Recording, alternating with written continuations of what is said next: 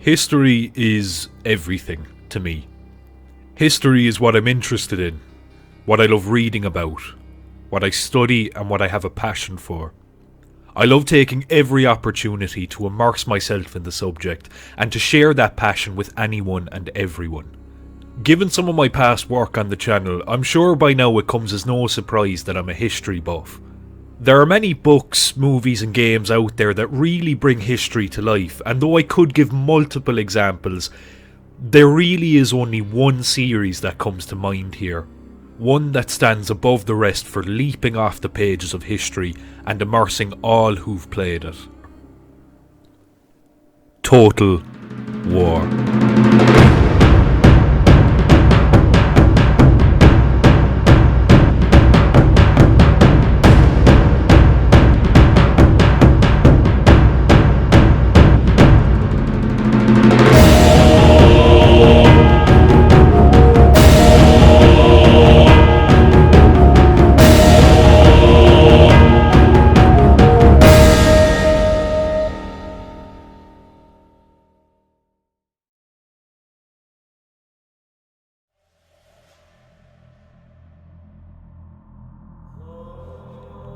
The year is, well, 2000.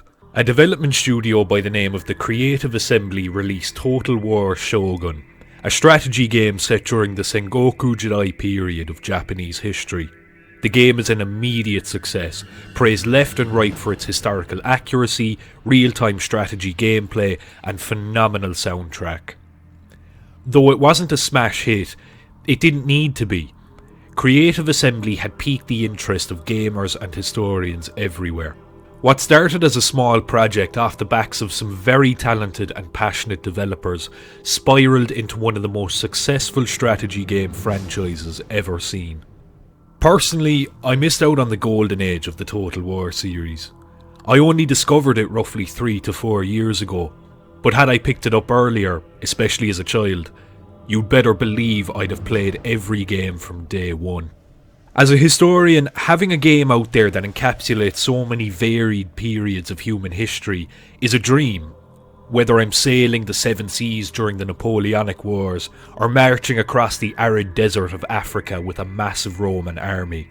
Total War has, and always will be, my game of choice for historical immersion. That said, I've ranted long enough. Let's finally jump into the meat of this essay and talk about one of the greatest grand strategy games ever developed.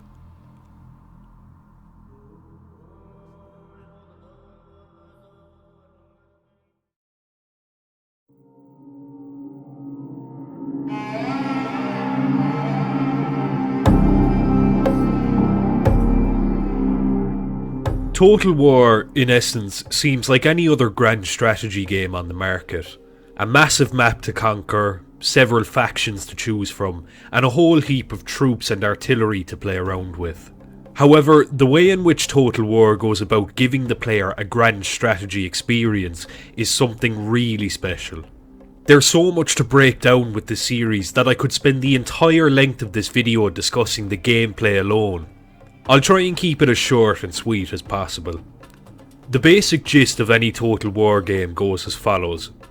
You lead a faction during a set period in history. Let's take the Middle Ages as an example. As the King of France, you're free to play the game as you please, by conquering other nations, establishing trade rights and diplomatic relations, or just micromanaging your empire. Within these goals and tasks lie a whole host of ways to go about achieving them. If you subjugate multiple other factions, or ally yourself with them, not only can you engage in trade and diplomacy, you can also call upon them to help you in waging war against your enemies, which works vice versa. Depending on your setting, this can vary. For example, playing as Spain in Total War Medieval 2, you may have aligned yourself with some of the Islamic factions on the continent of Africa for one reason or another. Being that these factions follow the Islamic faith, that may leave you in a poor standing with the Pope. Each decision you make in Total War hold grave consequences if you don't plan ahead. It's important to keep tabs on everything going on, otherwise you risk turning factions against you. It's all in good fun, up until 5 armies are besieging your towns, cities and ports. Then again, fortune tends to favour the bold, and taking risks can sometimes benefit you in the long run, massively benefit you even. When looking closer at the micromanagement of your empire, you must be very savvy and efficient when planning out what kind of infrastructure and units you want to invest in. Accumulating wealth is a huge part of the Total War series. No empire ever got by without some serious ducats backing them. Using your wealth, you can build upon your empire, create more income, satisfy your populace, and build armories to arm your troops. A good example can be found in Total War Shogun 2. Utilising a building such as a sake den, which acts as a pub, not only increases the happiness and wealth from commerce, but it also allows the recruitment of ninjas who can silently perform sabotage and assassination missions to benefit your daimyo. Another great example of the micromanagement in Shogun 2 is that of a nanban quarter. In the context of feudal Japanese history, foreigners were looked upon with distrust from Japan's leadership and general populace.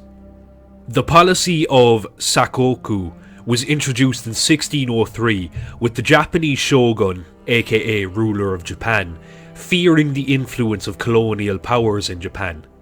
Many agreed, and this carries over to Total War. By giving foreigners quarter, specifically nanban quarter, you risk lowering the happiness of your people. Not only because you're allowing foreigners access to your land and trade, but, arguably more importantly, you're allowing blasphemous religions such as Christianity to spread, instead of embracing Japan's traditional Shinto Buddhism. This is what I'm getting at. On the surface, games like Total War present you with the concept of micromanaging an empire, but you really don't realise just how challenging a task that is until you jump headfirst into it. This applies to all Total War games. Whilst Shogun 2 stands out as a good example, they all play around with these concepts in their own respective timelines. From the war-torn castles and forts of Europe, as far east as the blood-stained fields of Edo-era Japan. It's truly remarkable how Total War immerses you in its given historical setting through these mechanics. However, the bulk of the gameplay and the series' given namesake is what it's all about. Total War. As well as being an incredible grand strategy game, it is also a phenomenal battle simulator. War is inevitable in the Total War series. Whether you choose to attack or another faction attacks you for one reason or another, all disputes are settled on the field of battle. Battles in Total War fall into two main categories: open battle and sieges. Looking at open battle, it's virtually what it says on the tin. With troops at your side, you meet the opposing army head to head for a fight. Depending on how well equipped your forces are and how many troops you've brought along for the fight, a small bar will indicate how much the battle is likely to go in your favour. Though you can go into battles with the odds stacked against you, that doesn't mean the battle is unwinnable. Do you think the army of France would have conquered all of Europe by throwing themselves blindly into cannon fire and muskets? Do you think the Huns would have raged across the plains of Central Asia and beyond without someone to unite them in their conquest? No. Each of these famous armies had a leader. Caesar of Rome, Emperor Napoleon, Joan of Arc, Attila the Hun, Brian Boru, Ardri Naharan. These men and women have led armies to victory, which is exactly what you can achieve in Total War if you play your cards right. Let's take this battle as an example. With me playing as the French army attacking a castle under the control of the English. I had laid siege to this castle for a few turns, hoping to starve out the enemy. However, after a while, the enemy had no choice but to push out from the castle and attack me. As the battle begun, I pushed my ballistas forward so they were within range of the enemy troops. However, as I was focusing on the rest of my army to plan my attack, I had let my ballistas stray too far. Before long, one of the ballista units had been completely overrun, rendering them useless. This did provide me an opportunity to encircle the enemy and take advantage of the distraction. My left flank was pushing in, however I'd left my right flank relatively undefended. As well as this, my archers were in the back picking off the enemy when a loose cavalry formation that had, admittedly, taken heavy losses sallied forth to attack them. I didn't realise this at the time, being that I was so focused on the bulk of my army on the left flank. That said, the cavalry had already taken heavy losses, and with that many archers equipped with daggers, they could easily overwhelm the horsemen and stab them to death. Not to mention, a group of spearmen were manning the battering ram and could easily support them. And just like that, the game suddenly cuts to the enemy general, falling dead during the battle. With the sight of their general dead and many of their comrades dead, they fled towards the castle. The battle was over. That is Total War. This is what the series is all about. No matter the game, it's a frantic, stressful experience. I was lucky in the sense I had a huge army backing me up against a fairly moderate English garrison. But even then, if the English had a cunning general, he may just have been able to do some serious damage to my men, or, at worst, make them flee the battle altogether. The chances of it happening were unlikely, but not impossible, and that's such a huge part of the Total War series. You are the general. You are in control. The battles will only go as well, or as poorly, as you lead your army. Another aspect that would be a crime not to mention is the AI. Now, don't get me wrong, Total War has had some horrendous AI in the past. You only need to look at the initial versions of Rome 2 to see how shit it can be. That said, a lot of the earlier games had extremely intelligent AI that would adapt to their given situation. Depending on the difficulty, the enemy AI ranged from more passive and forgiving playstyles to absolutely ruthless on the harder settings. In fact, did you know that for the first Total War game, that being Total War Shogun, the developers had the AI follow the principles of The Art of War by Sun Tzu? Yeah, no shit. Creative Assembly were so dedicated to historical accuracy that they based their AI off a centuries-old Chinese text that the real warriors of Japan abided by. That is just wildly impressive to me. I personally own a copy of The Art of War, and it's amazing to see how some of Sun Tzu's proverbs and tactics factor into the battles. Anyway, with all that covered, I can comfortably say that Total War is, in my opinion, the best grand strategy game there is out there. Games such as Europa Universalis and Civilization may be on a much larger scale, but Total War is just purely dense. There are so many in-depth mechanics on both the map screen and the battles themselves. On one hand, Total War acts like a board game, with you moving different pieces all across the map and conquering as you go along. Almost like a game of Risk. On the other hand, it's a battle simulator, giving you the opportunity to take part in these battle and skirmishes, leading your armies to a glorious victory or a humiliating defeat. It's simply the best there is. And with that said, let's move on to easily one of the most important aspects of immersion in Total War. The music.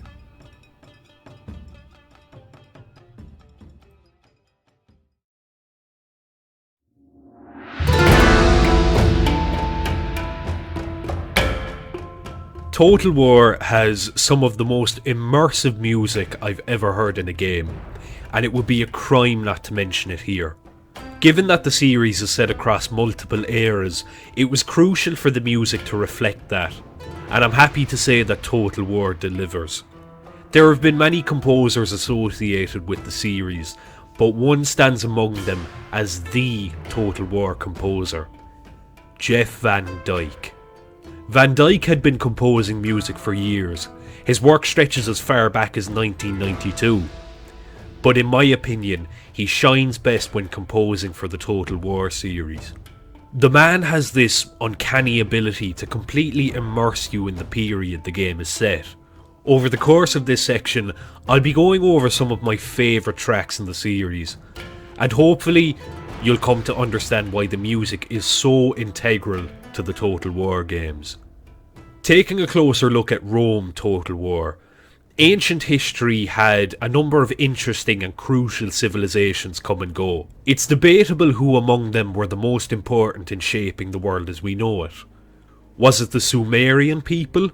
They were the oldest, hailing from Mesopotamia, modern-day Iraq, and have been noted for their contributions to farming, astronomy and mathematics. Maybe it was the Greeks for how they revolutionised the education system, politics, philosophy, math, science and so much more.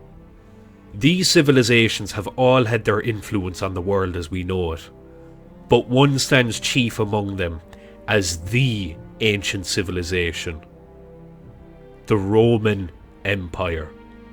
Senatus Populesque Romanus.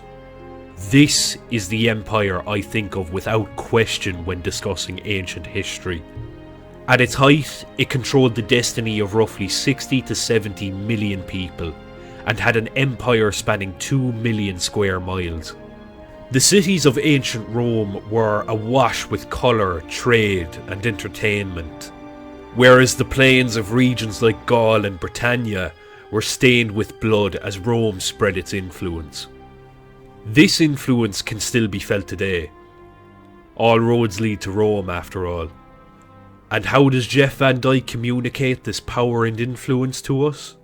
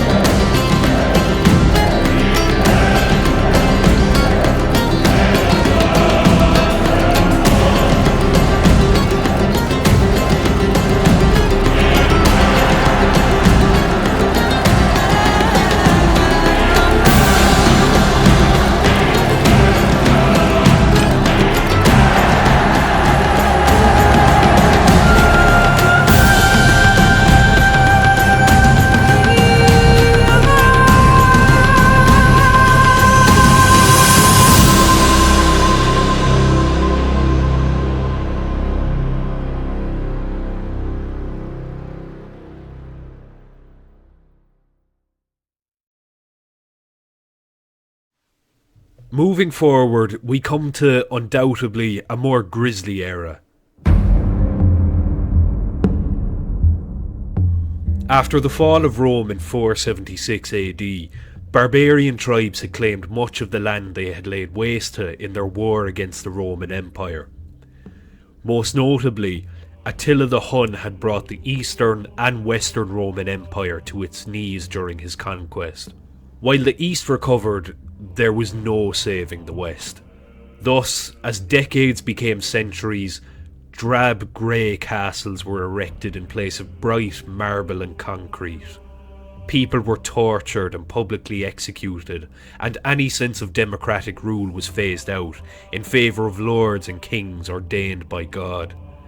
The people once united under Roman rule, now members of feudal kingdoms and loose city-states. Many would arise during this time to conquer Europe. The Vikings invaded from Scandinavia, followed by the Normans during the turn of the first millennium since the birth of Jesus Christ. And many more would follow.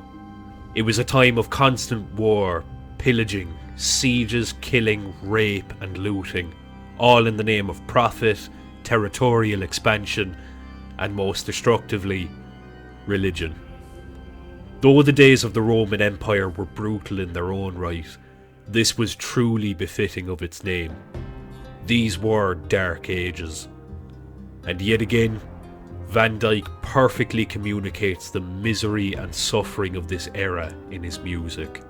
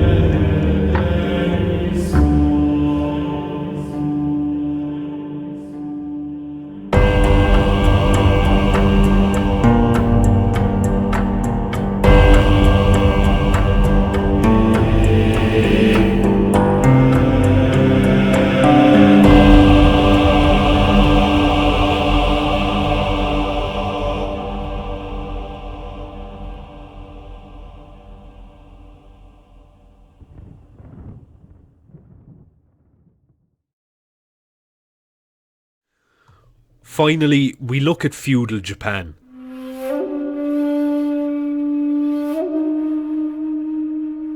This is a period of Japanese history that many romanticize. Haikus, the samurai and their warrior codes. It wouldn't be too far from the truth, given that Japan had essentially cut itself off from foreign influence. However, just because foreign powers weren't flexing their muscle on Japan's turf, didn't mean all was peaceful and harmonious. The Sengoku Jidai, aka the Warring States period, was a vicious civil war that took place between 1467 and 1568. With the outbreak of the Onin War, a sort of ripple effect was set in stone, which eventually culminated in all of Japan's daimyos taking up arms in a fight for the rule of all Japan. This is where the Total War Shogun games come into play, as you are given the opportunity to take control of one of these clans and fight to stake your claim as ruler of all Japan. The Shogun. In this pursuit of absolute power, you may use whatever means necessary to achieve your goal. Raise a peasant army to overwhelm your enemies, sell your lands and renounce your religion to acquire Portuguese cannons and matchlocks. Perhaps you could raise a navy to haul trade coming into the ports of opposing clans. Once ready, you must push forward and meet the enemy head on. And to accompany this bloody and turbulent civil war, Jeff Van Dyke yet again whisks you away to a battlefield, bathed in the sun of a crisp morning, with the fate of Japan's soul hanging in the balance.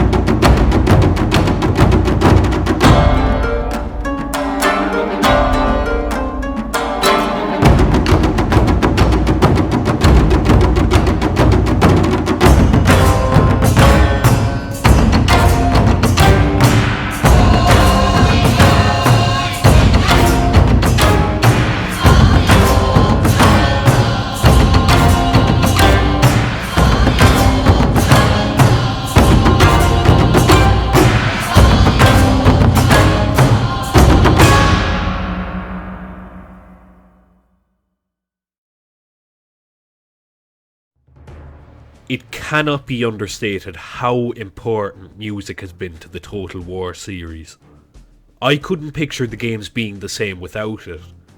Jeff Van Dyke is a master of his craft, and though much of the newer Total War games are top class in their own right, the scores from the classic Total War games will always stay with me.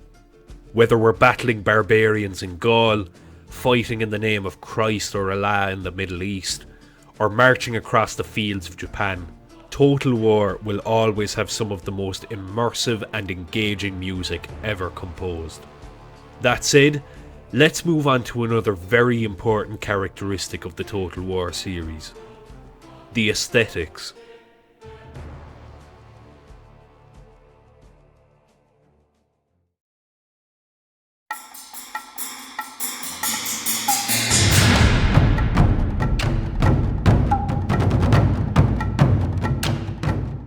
It's all well and good to have the feel and sound of a historical epic, but the looks are just as important. Thankfully, the Total War series has consistently provided us a level of detail that would make most historians blush. There's so much to get right with these games, and Creative Assembly always knock it out of the park. Looking first at the settings of these games, we'll take Thrones of Britannia as an example. Not everyone's favourite Total War, admittedly, but I've always had a soft spot for it. In this Total War, you can lead one of several factions during a turbulent period in the history of England and Ireland. The Viking invasions of the 8th century had rocked the Isles to their core. From the cold, harsh Scandinavian plains came these deranged and violent warriors intent on plundering and burning all they came across. Many of them had settled on the Isles and had a huge influence on the culture and landscape of both England and Ireland going forward. Getting back to Thrones of Britannia, it's easily my favourite Total War if we're talking aesthetics and art. It's a period of Irish history I love, and it's reflected when looking at the landscape, troops, and general design of the game. I mean, just look at these old Hiberno-Saxon-esque cutscenes and designs.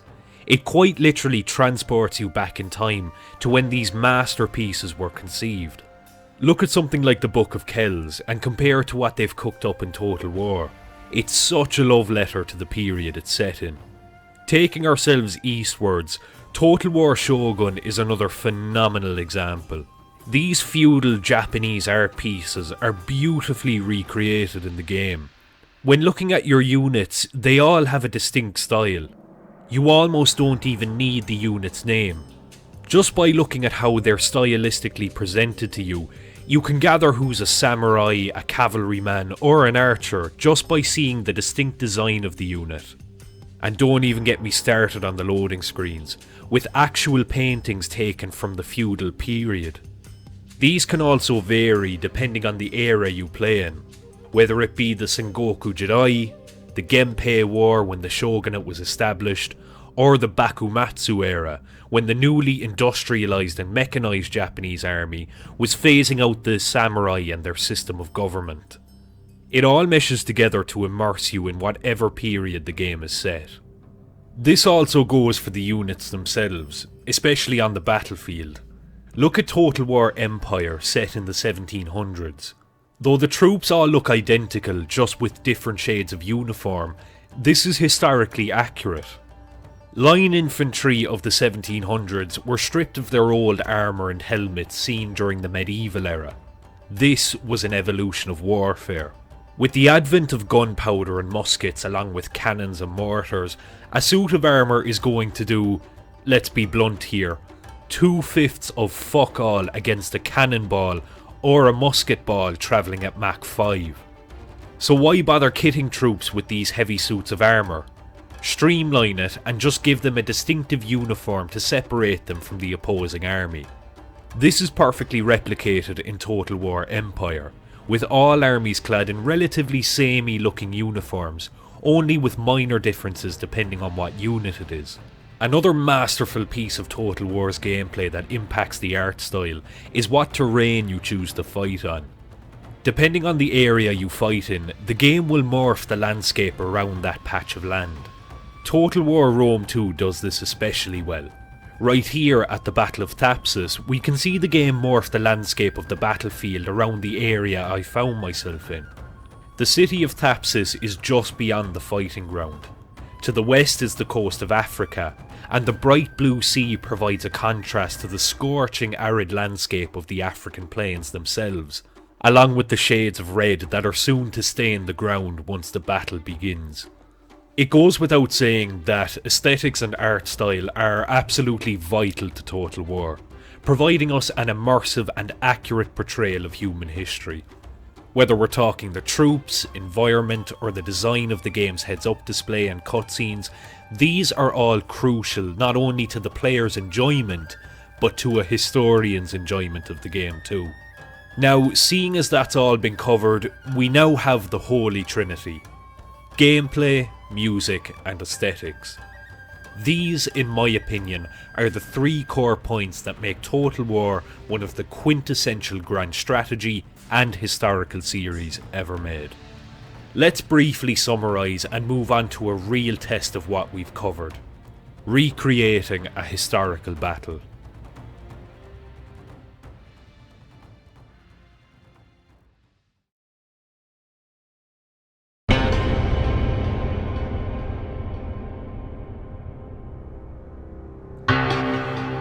When looking back at what we've covered so far, it's no surprise that the Total War series is as popular as it is.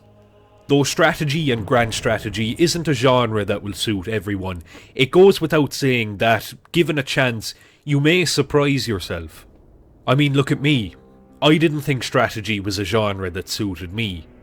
Then I played Dawn of War about 4 years ago, and I haven't looked back since. It's just a natural fit for someone such as myself who loves playing games and is practically making a career out of his love for history. Total War is just everything I look for in a game as a historian. It's authentic to its given setting, rich in game mechanics, and an absolute masterpiece from the perspective of a composer. It is, without a doubt, one of the finest game series ever produced. And I mean, they must be doing something right, because Total War isn't exclusively a historical series. In 2016, the Creative Assembly partnered with Games Workshop to produce Total War Warhammer, a grand strategy series set in the Warhammer universe. So if Total War can appeal to those of a more fictional fantasy mindset, then surely the Creative Assembly must be doing something right. However, that's a whole other topic that I might cover when I've actually played the Warhammer series. For now, let's take everything we've learned over the course of the video and apply it to a real battle.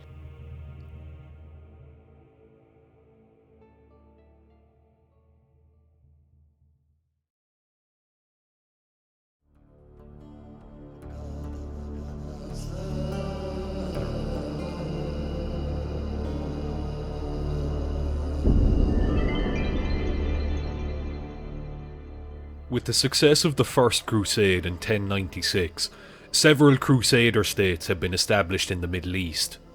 Of these states, none would have quite as big an impact and reputation as the Teutonic Order. Established roughly around 1190, the Teutonic Order had a nasty reputation about them, having been expelled by many countries for their rowdy and excessive behaviour, in some cases demanding more autonomy from the countries that hosted them. As they travelled north towards Eastern Europe from the Middle East, they began to take part in what has been dubbed the Northern Crusades. The Northern Crusades were campaigns aimed at Christianising Europe's pagan people, as opposed to the followers of Islam in the Middle East. The Teutons were particularly effective in their campaign against the pagan Prussians, claiming much of the land they had conquered and creating an entirely new state out of it. This both angered and worried their Polish and Lithuanian neighbours, especially when the Teutons began to deliberately push into their lands. Much like the droves of crusaders that fought in the Middle East at the turn of the first millennium, they lost their purpose over time and became nothing more than a conquering force. Taking land as they went, fellow Christians be damned. This all came to a head in 1409 with the uprising in Samogitiya against the Teutonic Order. The order moved to secure its land and went further by declaring war on Lithuania and Poland. In the ensuing fighting, Lithuania, headed up by King Vytautas, covertly supported the rebels. For decades, relations between the order and its neighbours had been on the rocks. There were territorial disputes, trade disagreements, as well as raids and skirmishes mainly conducted by the Teutons. Tension and disagreement would finally boil over with the uprising in Samogitiya, and that meant one thing: war. Though a peace treaty was signed and Samogitiya remained in the hands of the Order, this was simply to buy time. The armies of Lithuania, Poland and the Teutonic Order knew a battle was on the horizon, and began to make preparations. Konrad von Jungingen, the leader of the Teutonic Knights, had done well to keep the peace and even improve relations to a certain extent. But with his death in 1407, his more reactionary and militant brother Ulrich took over. Some sources state he even warned against his brother succeeding him, naturally fearing any provocation from the Poles or Lithuanians could lead him to war.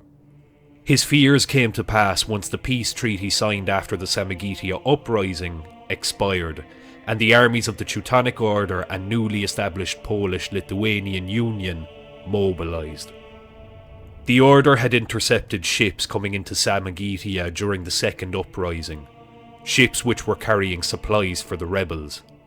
With this, Ulrich had the evidence he needed to put the Polish-Lithuanian Union to the sword, and on the 6th of August 1409, he declared war.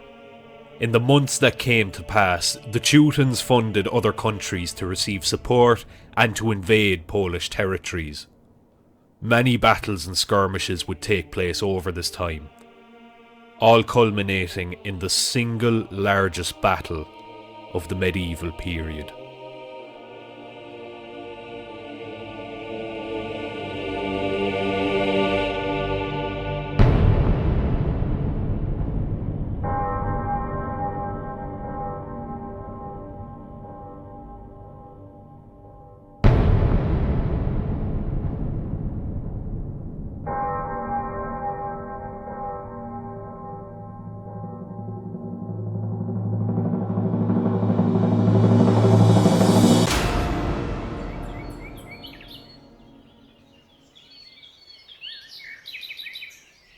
July 15th, 1410.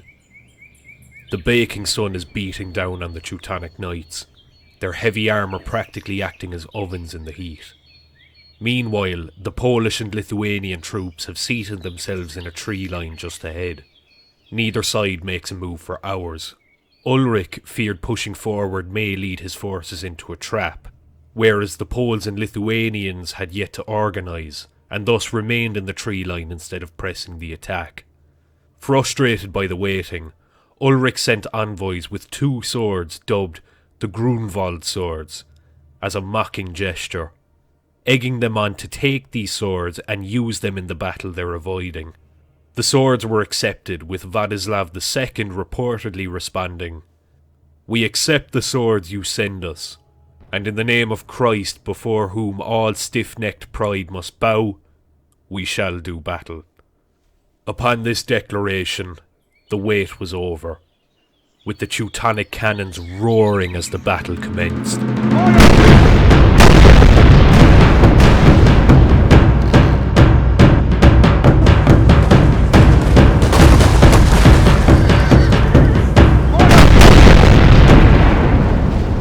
The cannon fire was ineffective and had to cease prematurely due to rain, but it provoked the Lithuanians into attacking the Teutonic right flank. Teutonic archers pushed forward to rain down arrows on the incoming Lithuanian light cavalry. These archers were then relieved by the Teutonic heavy cavalry shortly after. The battle raged on, with King Vytautas forced to send more and more Lithuanian cavalry and infantry to relieve his exhausted forces. It was too much. The Teutonic Knights may have been outnumbered, but they had the skill and experience to not only keep the Lithuanians from advancing, but make them retreat as the battle raged on. Before long, Lithuanian troops began to flee the battle, with some of the Teutonic cavalry giving chase as they fled. Only a few Lithuanians remained, and joined the Poles as they defended against the Teutonic order. The fighting was becoming desperate, with one whole army having left the battle and only a few Lithuanians and Czech mercenaries left to assist the Poles. Ulrich saw his chance and began to lead his reserve army around the back. With Teutons squeezing in from all sides, it became a desperate fight for survival on behalf of the Polish army. Władysław II himself was taking part in the fight as Teutonic units charged his position. This fighting would go on for 4 hours, with the Polish army barely standing its ground. As the Polish lines were being attacked on all fronts,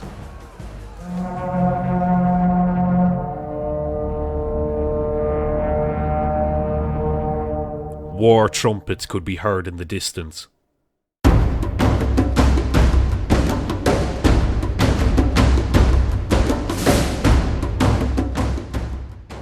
It was the Lithuanians rejoining the fight. It's debated among historians what caused the Lithuanians to remobilise and turn around to fight once more. But it didn't matter. They were here and ready to fight back. With the thunderous charge of cavalry, some of the panicked Teutonic Knights desperately turned to face the opposing army. This was it. It was do or die. Either the Teutonic order would stand its ground and regain their advantage, or be crushed by the armies now flanking them on both sides. It was an absolute massacre.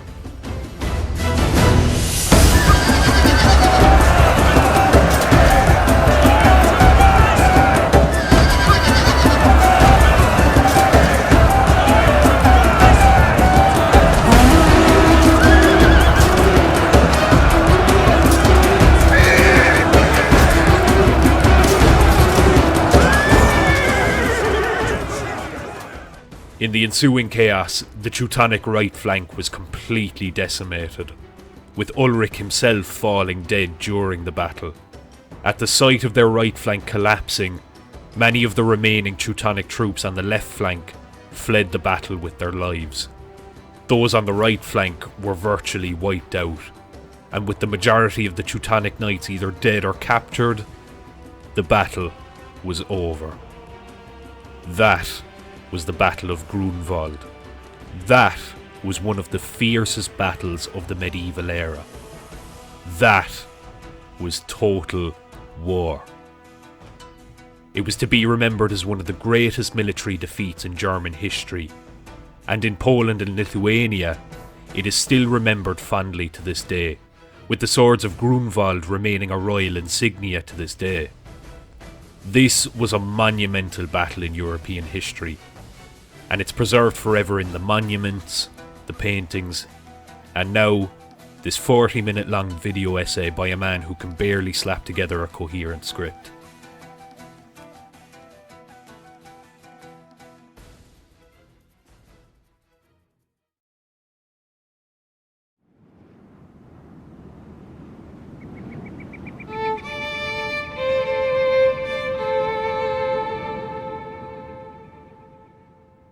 Total War means a lot to me, as a person who loves strategy games and a historian.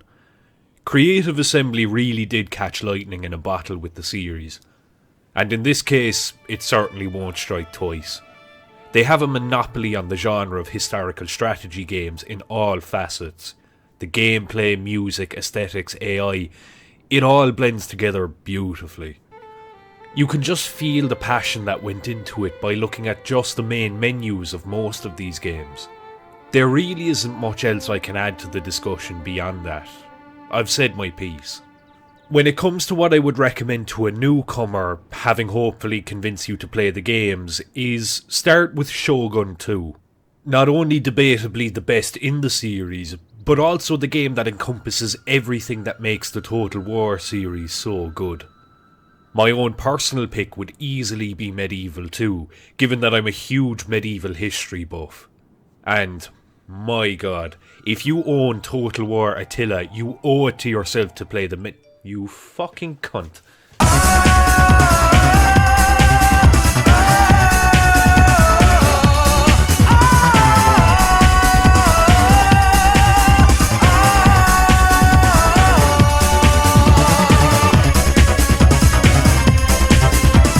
You owe it to yourself to play the medieval 1212 AD mod I used for the battle sequence. Anyway, enough rambling. I just wanted to give my usual thanks to all those of you that have taken the time to check out the video. It always brightens my day to see you all liking, commenting and subscribing to the channel. I've just finished my 3rd year of college and have big plans now that I have the summer to myself. Not to mention, finally, I've organised a couple of holidays for myself. It's been a fairly tough year, all things considered. As I said before, I was on placement for this entire year, so I was working a full-time job as well as my part-time job on the weekends. So it's been a tough year. Everything's worked out fine. I've got a nice summer ahead of me, and I hope to see you all again very soon. Until next time, take care.